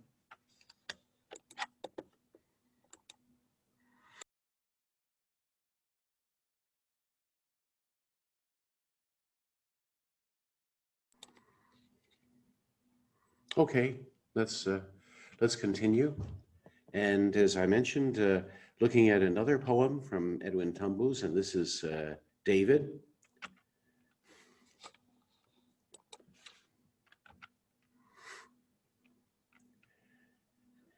This poem, David, and it's based on a Bible story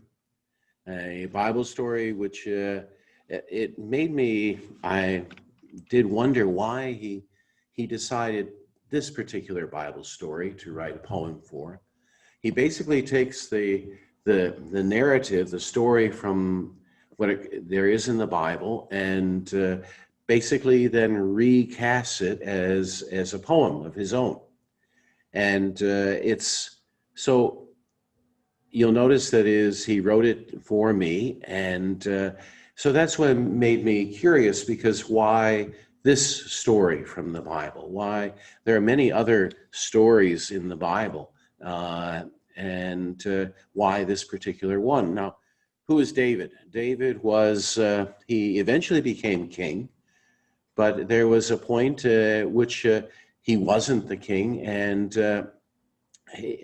it turns out the person who was king before David his name was King Saul.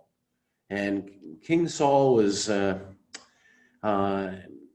he's someone that he fell out of favor with God because of his disobedience to God and so forth. And so God told his prophet Samuel to anoint a successor for Saul. Not to immediately replace him, but who would be designated to succeed when Saul would die. Now, Saul knew that it was David. It was well known that Samuel had anointed David to be Saul's successor. In fact, David was quite close to Saul. Saul was his father-in-law. He was married to Saul's daughter. He was a military man. He was very brave. He had led many victories for Saul. But Saul, once he knew that David was to be his successor, was very displeased, and he made it his aim to kill David. So David had to flee into the wilderness, and he, with a small band of those who went with him, and they were in exile in the wilderness. And Saul was chasing after them with his army, one aim, and that was to kill David. So this story takes place when Saul's army is it has stopped for the night and is asleep, and David, with another of his band, Abishai, enters into the camp secretly, and their aim is to, well, not to kill Saul. They have the opportunity to kill Saul, but David insists that he will not do so because he doesn't want to become king in that way. So the whole point of this story was that David was able to sneak into the camp and showed Saul that he had been there and had the opportunity to kill Saul, but he didn't do it, hoping that Saul would change his mind about why, chasing after and wanting to kill David. So this is the story. Again, I think you can see why it made me wonder why this story, of all the Bible stories, why this story to write a poem for specifically, in order for me. Okay, so let's listen to the poem.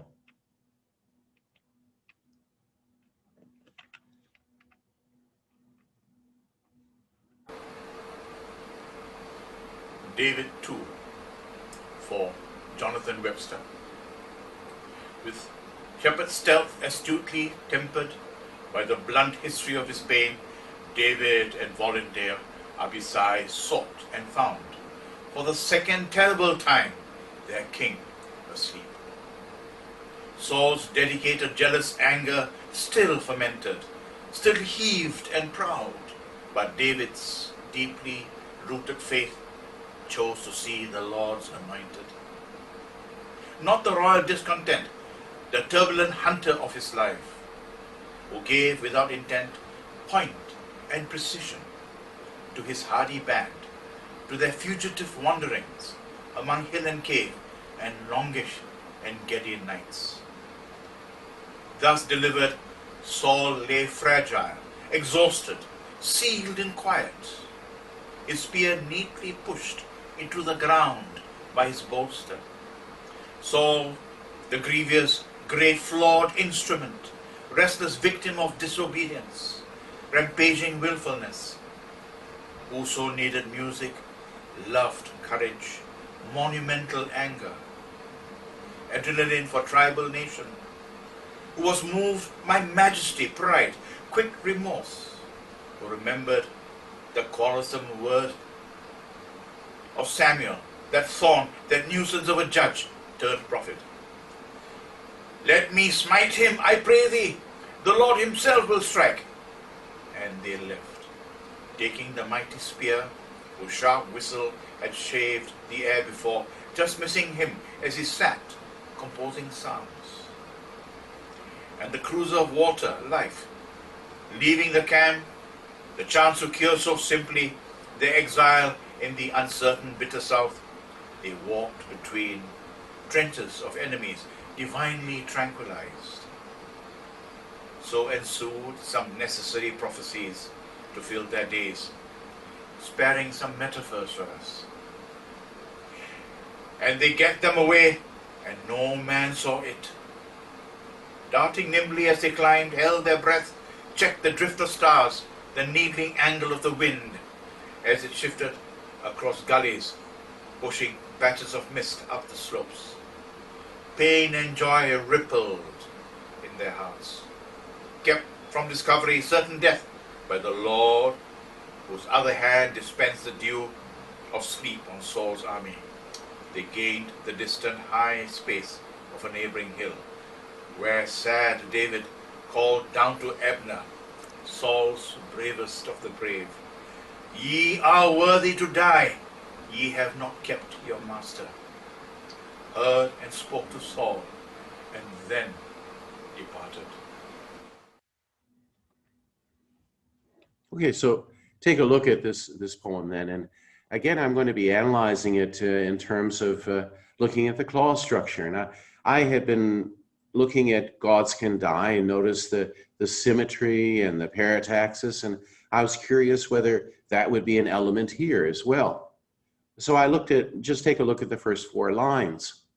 With shepherd's stealth astutely tempered by the blunt history of his pain, David and volunteer Abishai sought and found for the second terrible time their king asleep.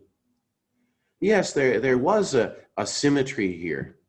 You had David and volunteer Abishai, sought and found, two pairs. And interestingly, they almost were sort of mirror image of each other, because David was sort of pre-modified with all this, with shepherd stealth, etc., and found was also post-modified for the second terrible time. So it sort of balanced out. You had two pairs, and the first item of David, excuse me, the first item of the first pair was pre-modified, and the second item of the second pair was post-modified. So quite mirror image, all right, of each other.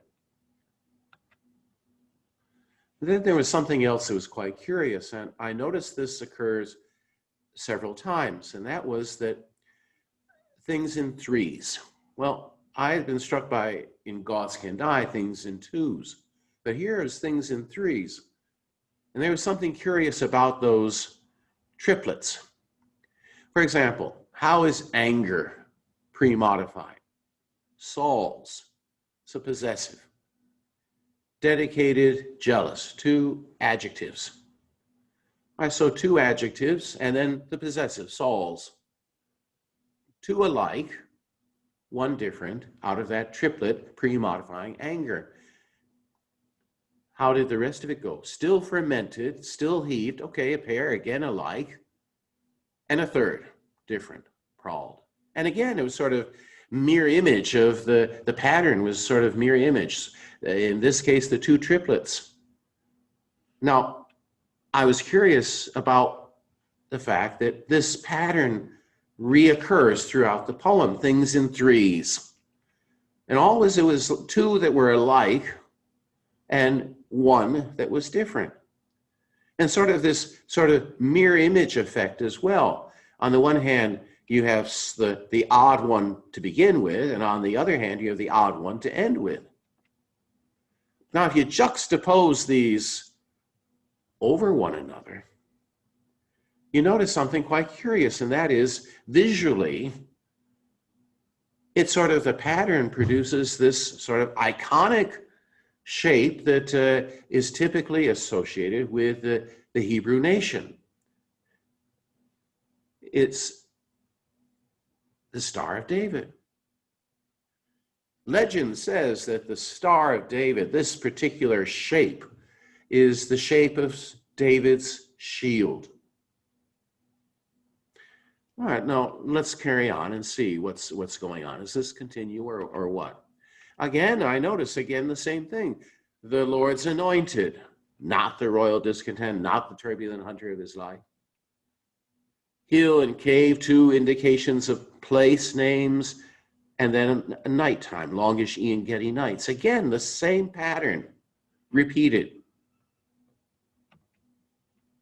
And when we look at the description of Saul, look at that grievous, great, the alliteration, last flawed instrument. Needed music, loved courage, the same sort of grammatical structuring here. Monumental hangers, the third one.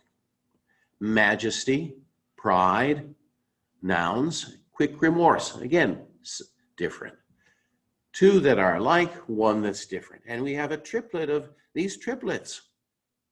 And so it seems to be a pattern that things in threes, two that are alike and one that's different. Even the characters that are mentioned, you have the sort of the main characters, David, Saul, and the Lord.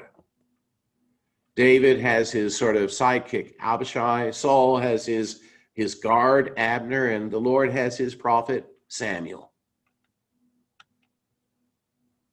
Now, if you take a look at this particular part here, they left taking the mighty spear whose sharp whistle has shaved the air before, just missing him as he sat composing psalms. Do you see the pattern there? They left, past tense. Next, taking, verb ing. Whose sharp whistle had shaved, past tense. Just missing, verb ing. Just as he sat, past tense, composing, verb ing. Oh, again, you'll notice level upon level. You have three basic pairing off of a hypotactic relationship, left, taking, had, shaved, missing, sat, composing. Again, the pattern is repeated 3 times. But notice the next line. In the same line there, 26, I've put it in a box, and the cruise of water, life. That's an apposition. That's a pair. Here, the foregrounded element is the pair. Not the sort of hypotaxis and not the sort of complexity of the clause structure that you notice, they left, taking, had, shaved, missing, etc. That complexity contrasts with the simple pairing, cruise of water, life. What Tumbu had done was, he knew what I had done with the gods can die. He knew I was talking about the parataxis and probably going to look for those things in 2s. Well, the poem was basically things in 3s, and what would stand out would be then the simplicity of the paratactic structure, this apposition, the cruise of water, life. The other one that occurs in this poem, pain and joy rippled in their hearts. Life, pain and joy. You see, that's what the poem is basically within the context of all this story and this narration of what's happening. The message that's coming through is in life, it's pain and joy. But is that all? No, I don't think so. Besides the contrast, again, here, when we look at pain and joy, beforehand you have, again, between lines 35 and 38, again, a very complex structure, darting at the beginning, pushing at the end, and then a pair held and checked, and then a pair of nouns, the drift of stars, the kneeling angle of the wind. And so you again have these obvious combinations where he repeats this pattern of things in 3s and the complexity of then the sentence that results, but then that contrast, pain and joy.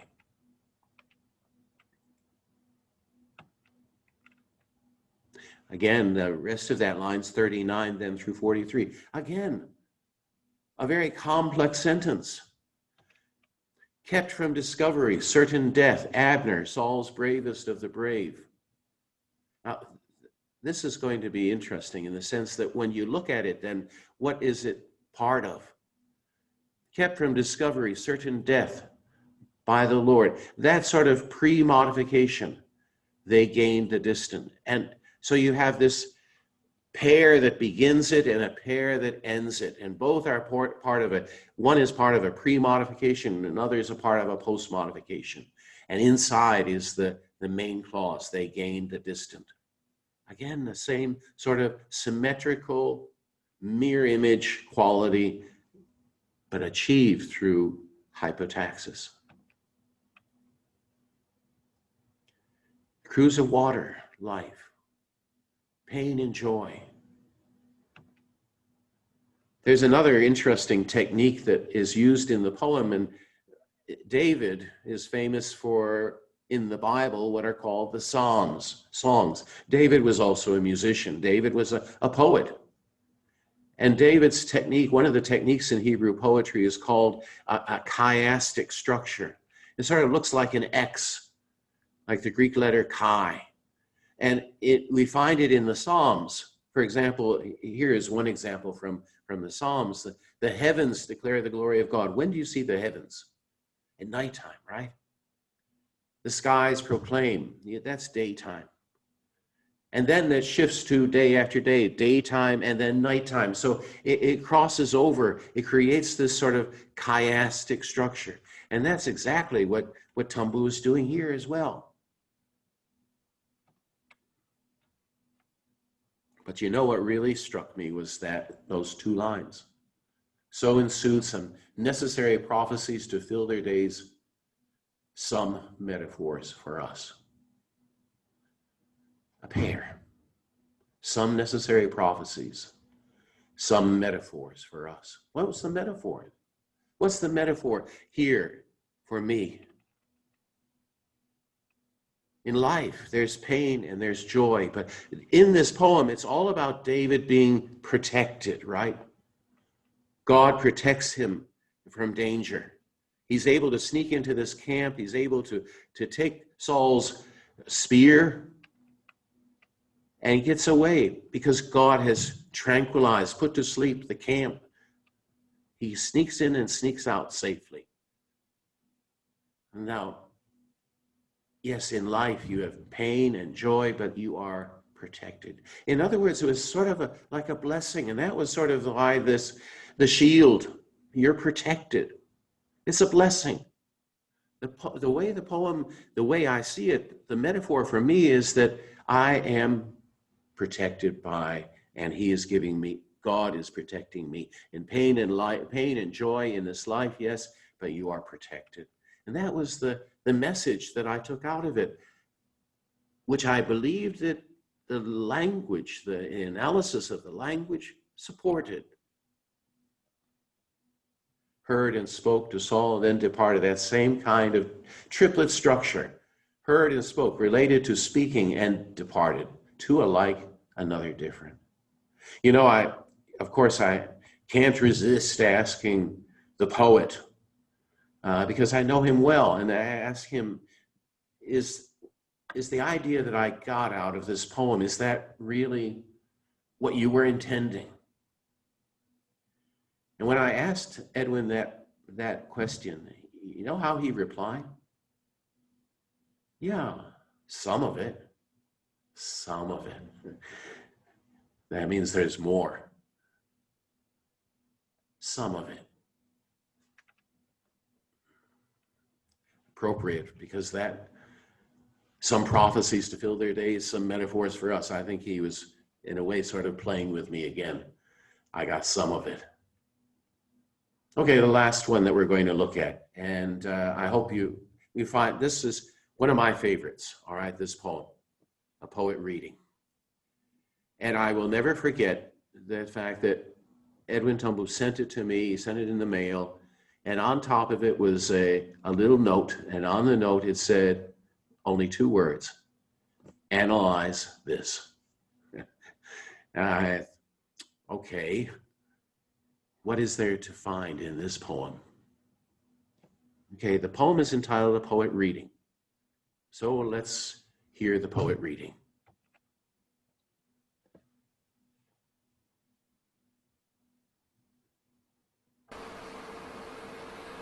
A Poet Reading. 1. She is sunlight, standing by the pool, in a garden we lace with flowers and songs, as we walked into ourselves, enshrined within a tactile moment, with no beginning, with no end, a brow lifted gently by rising lotuses receives the sky's deep reverence. As her eyes watch 7 golden koi swim serenely into provinces of silence. Then, on the left side, where the heart resides, a hand lifts reluctantly, as if compelled by lingering strands of bitter ancient winds, now sadly come together, taking her in ways that only harsh things can.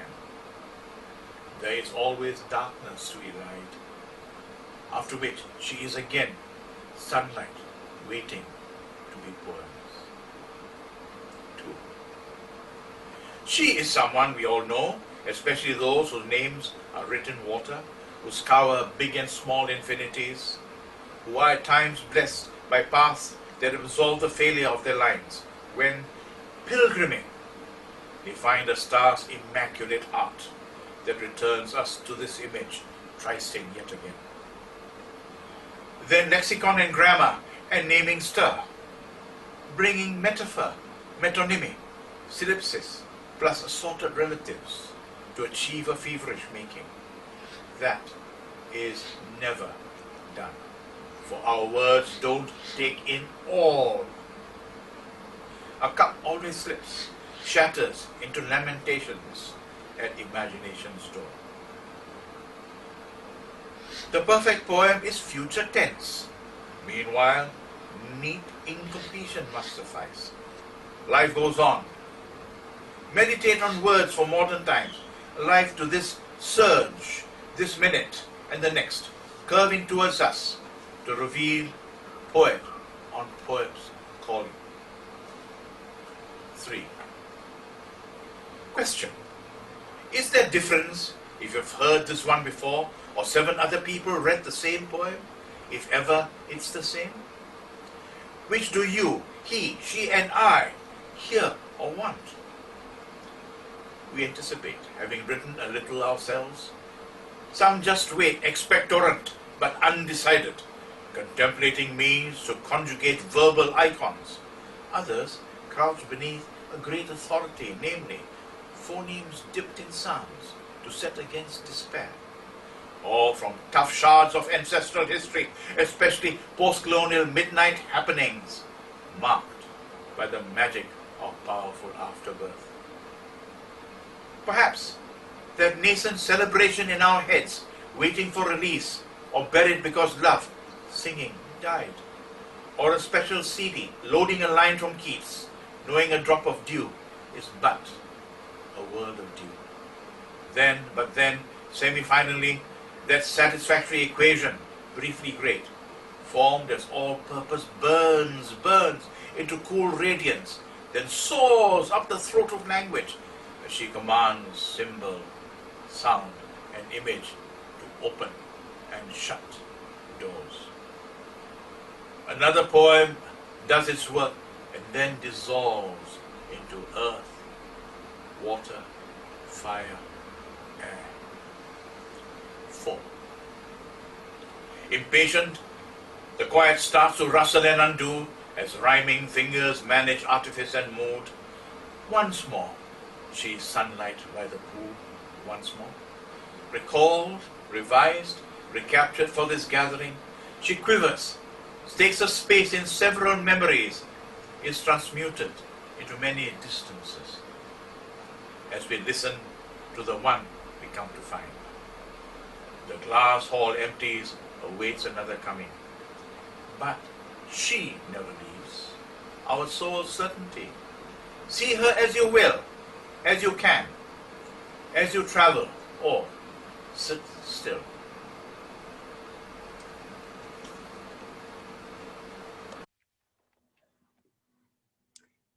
One of the points that Edwin makes about the poem, he says, pay attention to the fact of at the end where it has a number of dates. In other words, the poem keeps being sort of revised, okay? And he says this, he says a poem becomes more satisfactory to the poet with revision. The urge to revise is always there. It is a creative itch. So this idea of a poem, now what are the motifs that come through in the poem? The continuing revisions contribute to a sense of what the poet calls neat incompletion. And so that there's a sort of a motif, there's a theme of sort of perpetual, ongoing activity. Now, this is reinforced grammatically by the poet's continuing use, repeated use of the ing verb. Take a look at some examples. Again, we're talking about how you take the habitual patterns of grammatical choice, the things that we do in language. And in English, we have verb ing. It means something that's continuous. But it is used here so frequently as a pattern that it becomes a non-habitual consistency. Standing, taking, waiting, pilgriming, trysting, bringing, curving, contemplating, waiting, loading, knowing, making.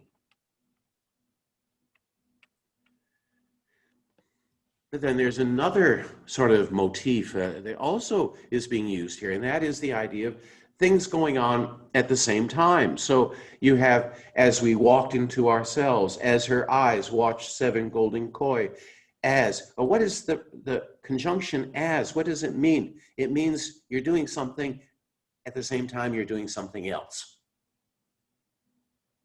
But again, it's taking that use of that conjunction and repeating it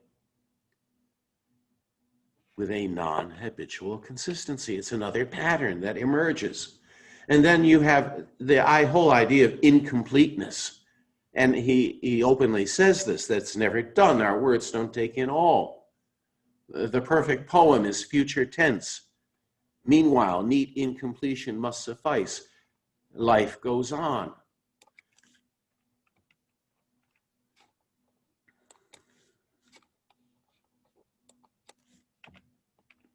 But another aspect is, all right, so we have these motifs of incompleteness, simultaneity, ongoing activity. But another thing that you'll notice about this poem is the use of pronouns.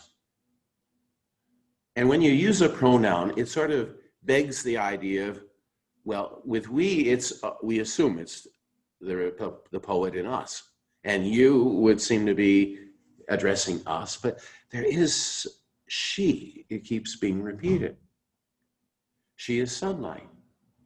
And it continues down again.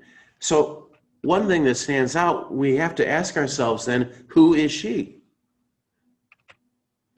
When we take a look at she throughout the poem, we notice repeated 3 times, she is sunlight. She is again sunlight. She is sunlight. Another thing to notice is that in saying she is sunlight, what's the tense that's being used? Simple present. And what does the simple present sort of contribute to? What does it sort of suggest? Timelessness. It's neither past, it's neither future, it's now. And it's sort of a sense of timeless. So you again have this idea of timelessness.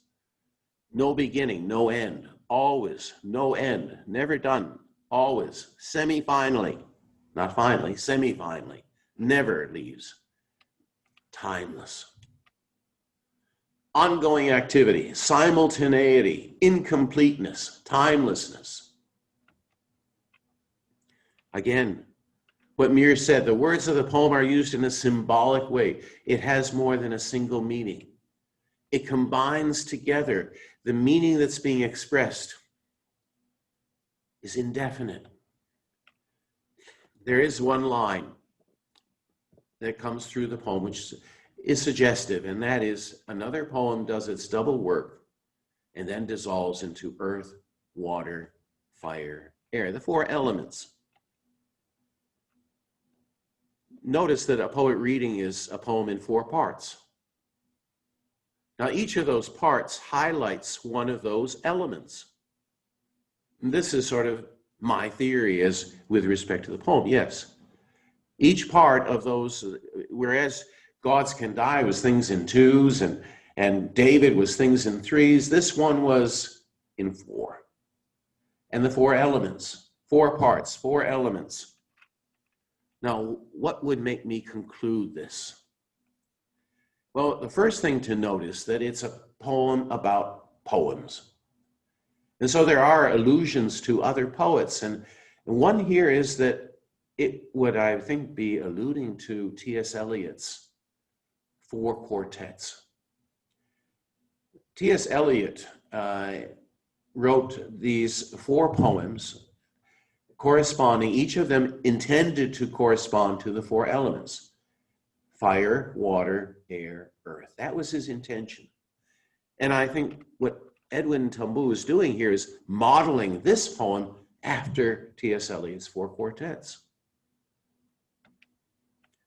So let's take the first one then. She is sunlight. What's the association with sunlight? Fire. And the idea of there being sort of a kind of spiraling energy. There are also associations between the elements and what are called the Platonic solids. In other words, Plato associated certain solid shapes with the elements. And the one that he associated with fire was the tetrahedron. Why? Because of this idea of spiraling energy. Now, I want you to notice something about this first part 1. It's made up of 4 sentences. Now, those 4 sentences, and you have to ask yourselves, for the tetrahedron, how many sides does it have? It's 4-sided. And there's another thing, though, is when you take a look at the associations traditionally that are made between the elements and certain words, sunlight associated with fire, the pool, water, garden, earth, songs, air, tactile, earth, and on down. And you almost end up with it sort of breaking down into three paths where there is an association with the 4 elements. And notice something. If we follow these 3 paths, what happens? Earth, air, fire, water. Water, air, earth, fire. What visually appears is the tetrahedron. In other words, visually, again, just like in David sort of visually creating the Star of David, again, what he's doing is visually using sort of the verbal patterning of language, in this case, sort of the associations with the elements to create this sort of visual that corresponds with fire. And so if you have those 4 elements and align them with the Platonic solids, something stands out. First of all, the first part, 4 sentences. We said already the 4-faced tetrahedron. Stanza 3, 8 sentences. The 8-faced octahedron, air. Stanza 4, 6 sentences. The 6-faced cube, earth. All except stanza 2, all except part 2, 11 sentences, doesn't correspond to a particular Platonic solid. Okay, so remember something here, though. Remember the idea of neat incompletion must suffice. The perfect poem is future tense. In other words,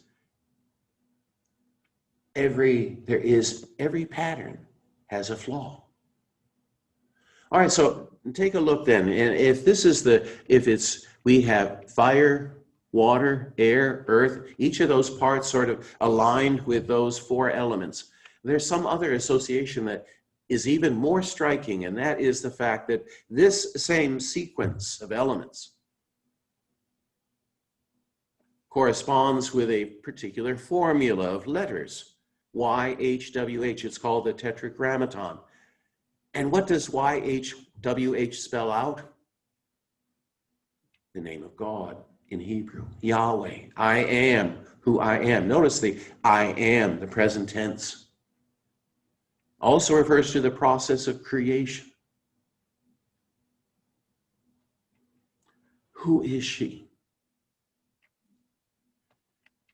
Our reading of who she is, like our reading of the poem, it's never complete. It extends recursively in multiple trajectories as far as our knowledge of conceivable associations will allow.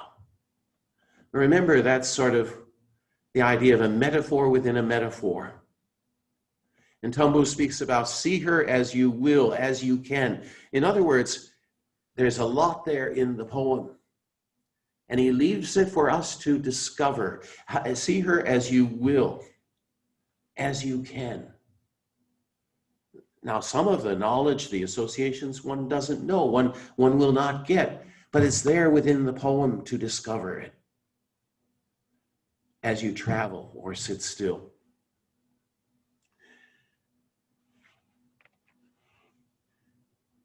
Edwin says this, he says, the poet's technique is what releases the poem into a form of immortality. And what does that mean? And I'll end on this point. And I'll share with you a story, and that is that when I left Singapore, and my last lecture was, I was teaching sociolinguistics. There was something like 200 students in the class, and it was my last lecture. And I asked Edwin to come to that lecture and to read one of his poems, not one of these that I've looked at here, but another poem, The Power of Language. I asked him to come and read the poem to the class, and he agreed. So I went on the day of the lecture to his office to get him and escort him to the lecture hall. And on the way, as we were walking, I said to him, if you don't mind, could you, after you read the poem, tell the students what it's about and interpret the poem? And he looked at me very sternly, and he said, you never ask the poet to interpret his own poem. Well, I felt rather embarrassed. But honestly, at the time, I thought, well, what's the big deal? I mean, it would help if the poet told us what it's about. But I realize now what that is all about. And that is that, you see, when the poet tells you what the poem's about, that is what the poem's about. It doesn't go on meaning. But as long as the poet doesn't tell you what the poem is about, it means what it means to you. And as this poem, a poet reading, makes clear, that can mean many different things to many different people. As long as the poem continues to keep meaning, it's alive. It's immortal. It continues to make meaning. It lives to make meaning. And that really is something that I've learned to appreciate about poetry. I begin to see that there is really a craft. There is really taking the use of language and using it in such a way to craft something that very often the readers probably miss. But our role as a linguist here is to try to reveal in a way to how we understand the poem, what we believe that hypothesis is that the poet is putting forward. What is it that the poet is saying? In this case, it was the immortality of a poem. It wasn't a poet writing, it was a poet reading. And as long as that poem is read, it lives to me. So language gives us an insight into how we make meaning. Not just how we make meaning to give a lecture or write a letter or whatever in business or science, but also in art. And I hope that's something that you'll take away with you. And when you look at a poem the next time, you maybe take a look at the poet's use of language. Okay, that's all for today, and see you next week.